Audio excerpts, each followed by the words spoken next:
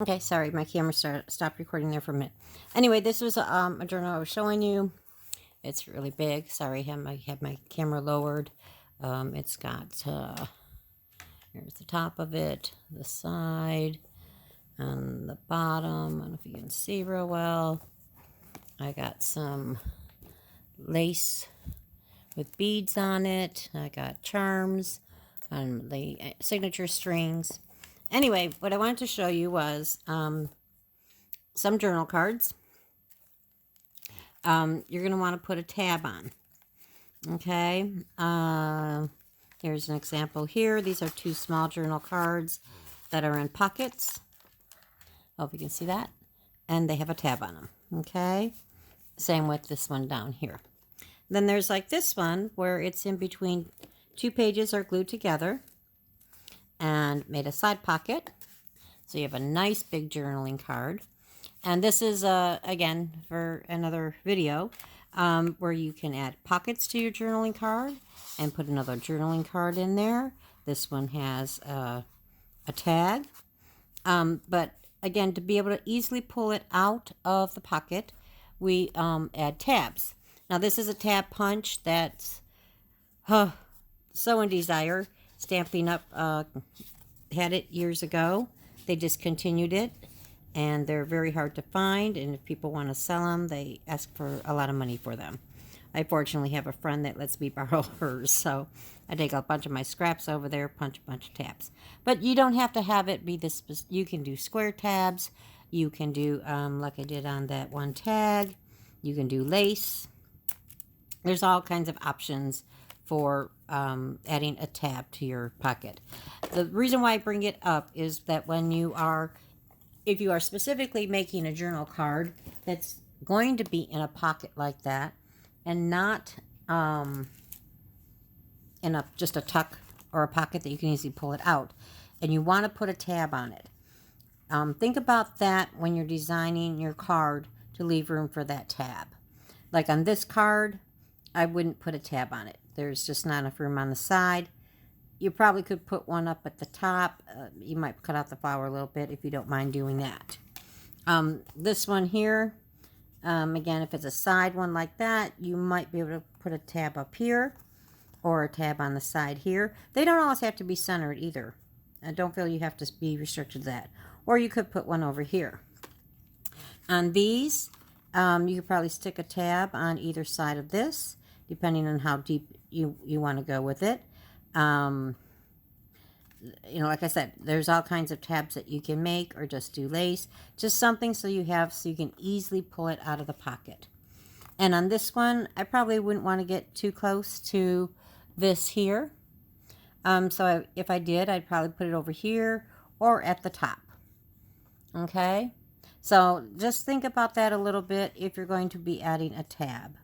The other thing is, which I'm not going to get into with this video, but another way that you can jazz up your cards a little bit is add a hole punch with an eyelet, and you can hang a dangle, a charm, something like that on your card as well.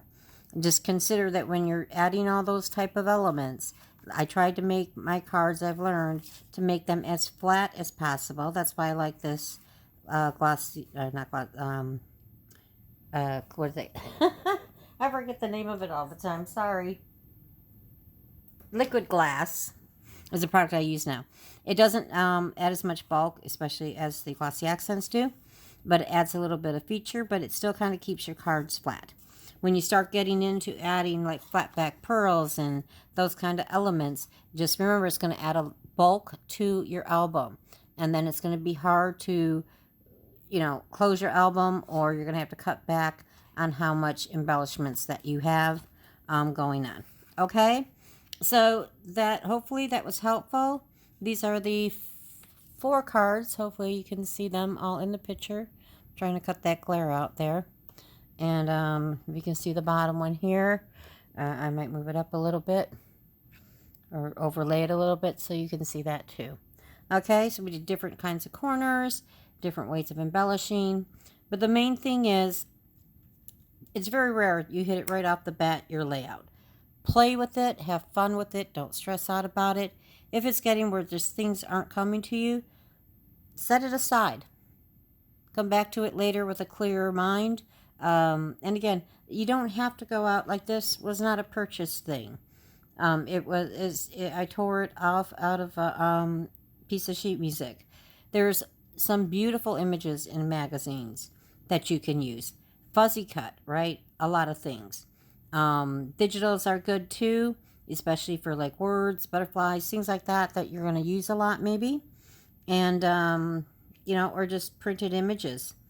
And then, even words you can cut out of books, phrases, magazines, things like that. Or you can even just type them up. No one uses typewriters anymore, but they are coming back. I think they, if it's Memory Keepers or one of them actually makes a small typewriter just for that. I also have an alphabet stamp that I can put the letters together so they're perfectly spaced instead of trying to stamp the letters and get them even. And you can make your own words. So don't feel you have to go out, spend a lot of money buying embellishments. There are some beautiful stuff out there, though. I will say that. But like this paper pad that I got this from, it's about, I don't know, an inch thick maybe of papers. And it was free ship and it was a couple bucks. So depends on what you want to invest, but don't feel you have to. Junk journaling, again, is about using up scraps, using up junk. Like I said, I use a lot of junk mail, old file folders, or like old, like the cards thing stack that I bought. I used to be into card making a lot, but I'm not as much anymore, so I had a ton of those. Anything that's, you don't want it too thick, but you do want a little bit of sturdiness, especially on your journal cards and your tags, because when you go to put them in, even in the pockets, if they're really flimsy and you're just using the paper, it's going to be really hard to pull them in and out of pockets, okay? Especially the ones that you would need a pull tab on. All right, so I hope that helped. And more tutorials to come on different tips and tricks and any just general things. Certainly, if you have any questions regarding anything I showed you today, we do have our question section on our Junk Journaling World Facebook group site. And put the questions out there. We'll be happy to answer you on any of that. And I hope you enjoyed the video. Sorry it went so long, but hopefully there were some things that you learned from whether you're a beginner to even have been doing it for a while. Hopefully that it was some value in it for you. All right. Thank you so much, and you guys have a great day. Bye-bye.